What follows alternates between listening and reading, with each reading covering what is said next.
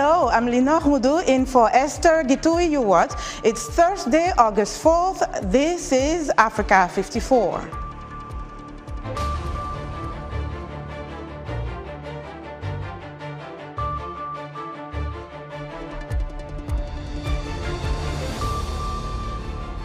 As Kenyans prepare to vote, cost of living and debt issues are among their top concerns. Are peace talks between the Ethiopian government and the Tigrayan People's Liberation Front imminent? Analysts say peace won't come easily. The joint United Nations program on HIV/AIDS says annual new HIV transmissions have risen over several years in regions including North Africa. All this and much more on today's Africa 54.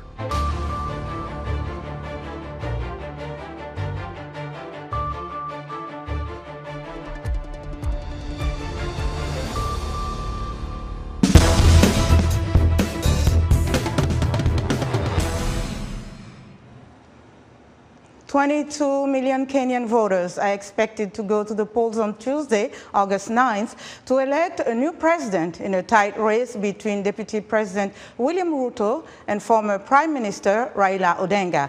Among the leading issues on the minds of voters are the rising cost of living and surging debt levels.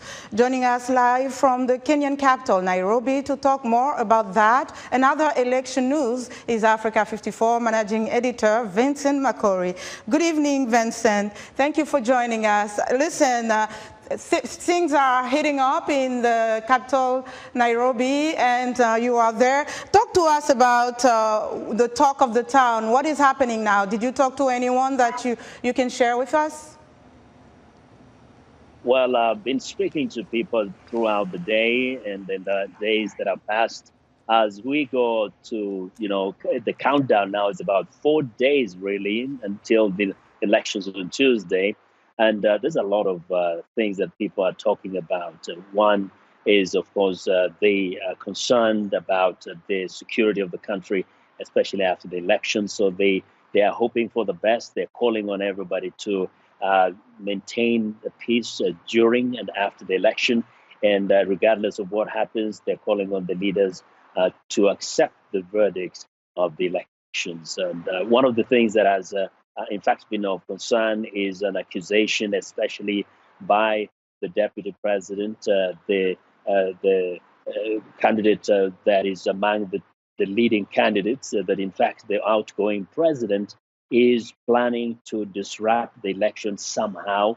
We don't know exactly how. In fact, he has clearly stated that there is a use of civil servants in interfering with the electoral process. And some people think that is not a very good kind of a talk, especially at this time, because of the repercussions it can have, especially if he was to lose the election in a kind of a scenario like that. Other than that, of course, all people are concerned about, what the future government will mean for them, for the same issues that you've raised. The question of the cost of living, the economy, the joblessness that is, of course, so rampant in the country, and other issues, including economic development.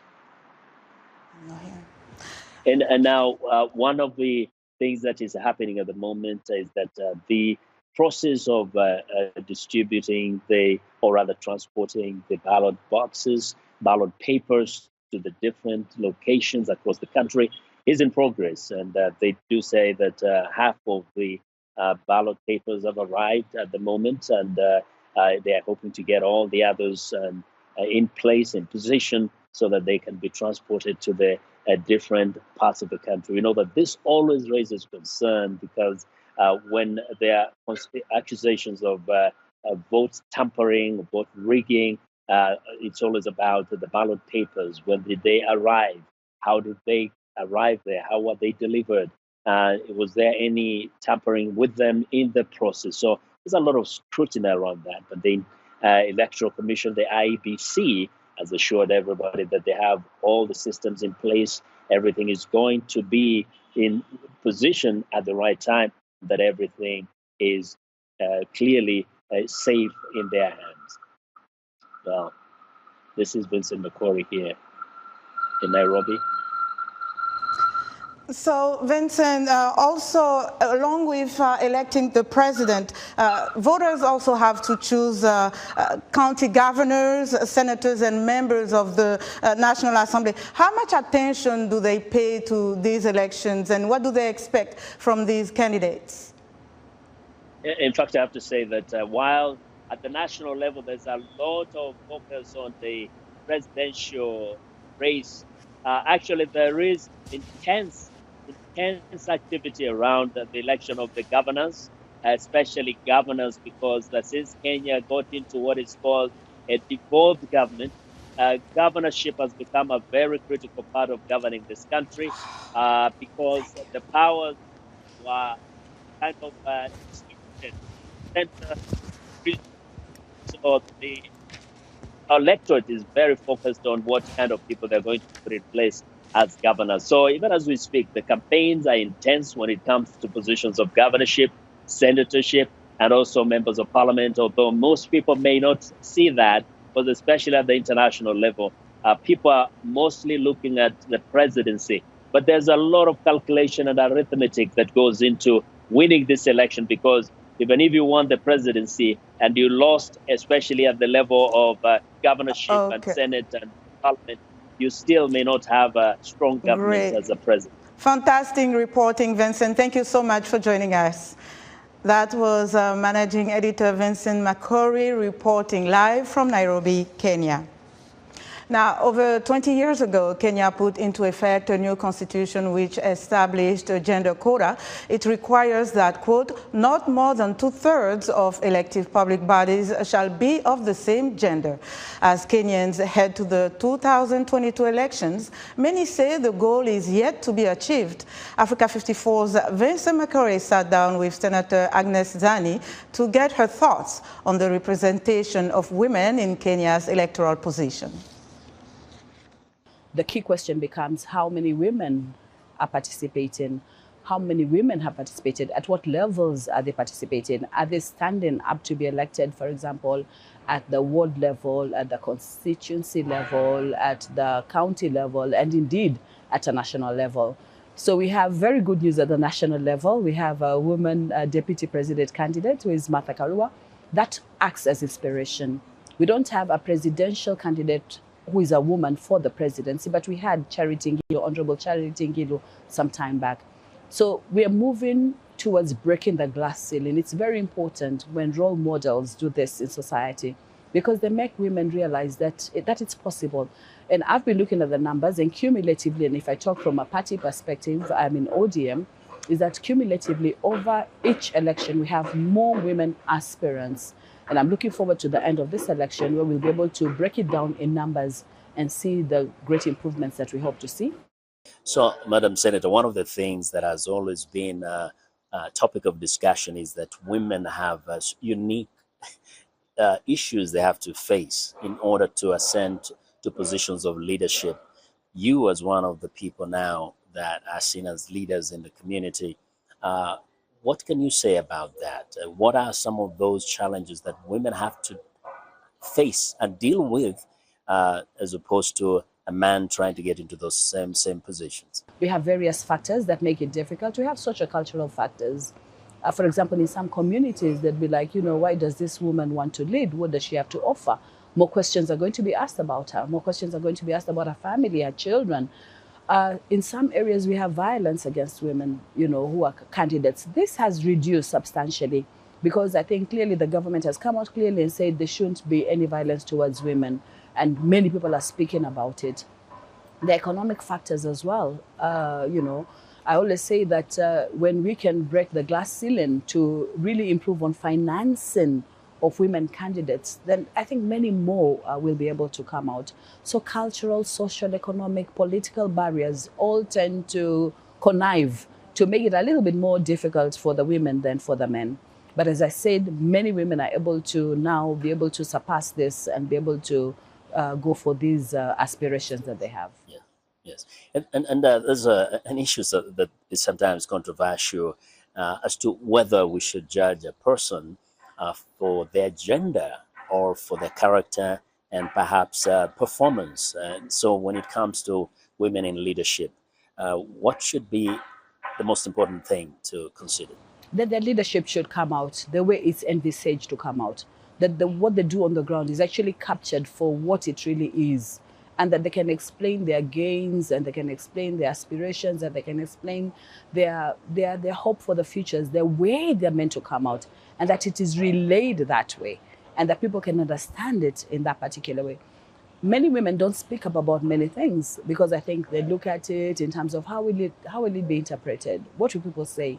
It's very important to be able to zero down to their achievements, be able to talk about their achievements. And we've seen that happen even in the 12th Parliament. For example, I was highlighted for being one of the women who sponsored 10 bills at the Senate. 8 of these went to the National Assembly and 2 remained in the Senate. And for me, that media publicity was very important because it brought out the work aspect. That was Africa 54's Vincent Makori speaking with Senator Agnes Zani of Kenya's Orange Democratic Movement Party. Of the 4 candidates running in Kenya's presidential election next week, 3 have running mates who are women, including frontrunner Raila Odinga. The election could herald a breakthrough in Kenya's national politics. But female politicians say getting to this historic point has been no easy journey. Juma Majanga has more from Nairobi. It is unprecedented in Kenya. 3 of the 4 candidates running in the August 9 presidential election have female running mates. Pollsters say former Prime Minister Raila Odinga and his running mate, former Justice Minister Martha Karua, lead the pack just days before the vote. When you have a woman with the public prominence of Martha Karua, who was an MP for 15 or 20 years, she served in Mwai Kibaki's cabinet, and she quit on principle. Then she's been leading her own political party, NAR Kenya. I think that's made it easier for the other 2 presidential candidates to see that it's quite fine and maybe even politically advantageous to have a woman as a running mate. Justina Wamai is running with presidential contender Professor George Wajakoya. She grew up watching prominent women politicians like Martha Karua, who is now her competitor.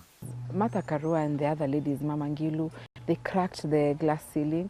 Now we've blown it up open. 3 of us is a big thing. Her Roots Party has come up with an unprecedented manifesto in Kenya promising to execute those found guilty of corruption, implement a 4-day work week, and legalize marijuana. Professor George Wajakoya and myself have a vision. We are telling you that we want to legalize industrial hemp for economic upswing. Our aim is that we will not increase taxes, we will pay off the debt, and we'll shun donor funding because this country must be respected. Meanwhile, Ruth Mutua is running with Agano Party presidential candidate David Wahiga. Some Kenyans say the role of women is being politicized, while others say women are finally being recognized for their work in a male-dominated field. We grew up being told that the men are supposed to dominate the society, they're supposed to lead us, but now that everyone is recognizing what we can do and the opening up to give us space to express ourselves and also to assist in leadership, it's great. My take, it is a gender card issue that is being played and is being politicized in Kenya. 2 women have lost previous bids for the top seat in Kenya. Political observers say this election may mark the first time that a woman takes the 2nd highest political seat as Kenya's deputy president. Juma Majanga for VOA News, Nairobi. As Kenyans prepare to vote in Tuesday's presidential election, in our series, We Are Kenyans, VOA Swahili spoke to several citizens about their current challenges and their hopes for the incoming president. In this episode, we feature local restaurant owner Odado Odado.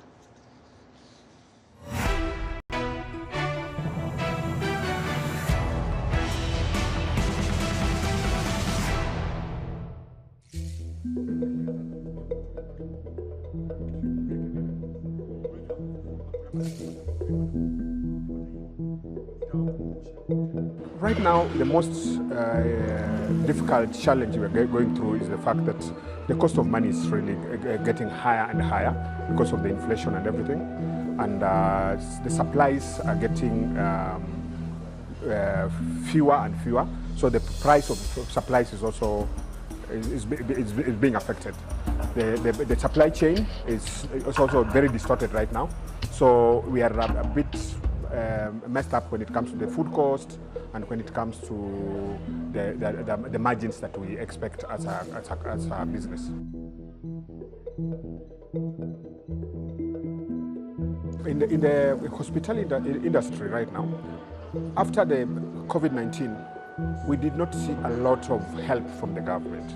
So we expect that the new government comes in and does a lot more for the hospitality industry to try and reduce the amount of taxes that we are currently undergoing, so that we are able to recover from the effects of the COVID-19 pandemic.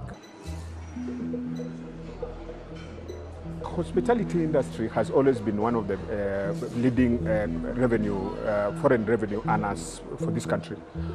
My expectation is that the leader that comes is someone who is going to look at foreign tourists as a priority, because we need that foreign exchange. And therefore, I would hope that the next government will put a lot of effort in sprucing up the tourism industry as it was some years back.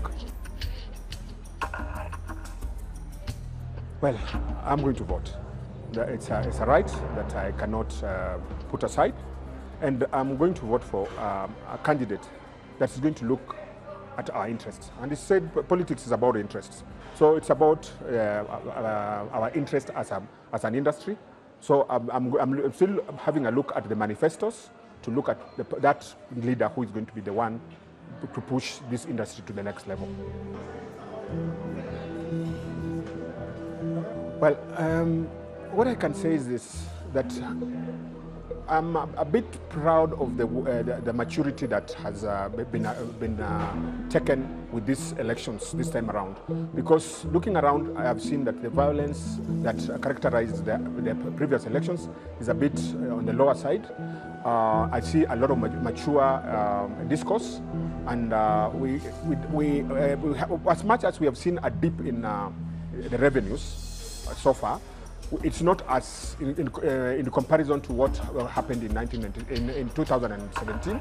So we envisage a place where once the elections go out peacefully, and that's what we hope for, then we will see a very easy way to grow the business immediately after the elections.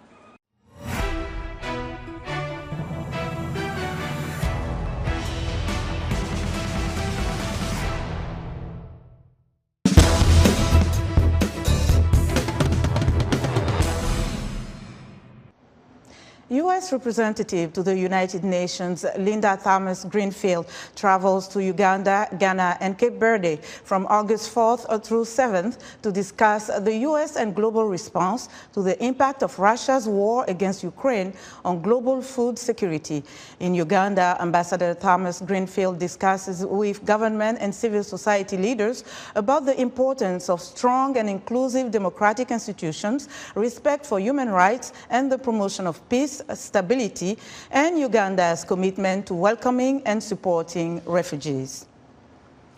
Ethiopia's government and the rebel Tigrayan People's Liberation Front are preparing for peace talks to end the conflict that erupted in November 2020. In the town of Abala, badly damaged by the conflict, militiamen and locals say they are ready for peace, but analysts say it won't come easy. Henry Wilkins reports from Abala. Abala is largely a ghost town, following intense fighting in late December. Residents say Tigrayan forces fired at civilians from this ridge overlooking the town. Most residents fled, but since forces aligned with the Tigray People's Liberation Front, TPLF, left in April, a handful have returned. Faras Liali, a local militia leader who fought against the TPLF, says the devastation caused by the war is far-reaching. People are not afraid of war, but of famine. There is nothing to eat, and there are no markets or shops. There is great fear at the present time of starvation, and many families return to the town in confusion, not knowing what to do because of the lack of basic services in the city. The residents say they're afraid of unexploded bombs too. 2 boys showed VOA these munitions they found left in their home. Many people VOA spoke to in Abala and other surrounding towns said they did not care about the politics between the Ethiopian government and Tigray. They just want a return to normal life. Both sides have indicated they're ready to negotiate an end to Ethiopia's 21-month internal war. In June, the Ethiopian government said it had set up a committee for negotiations. Tigray has said it is doing the same.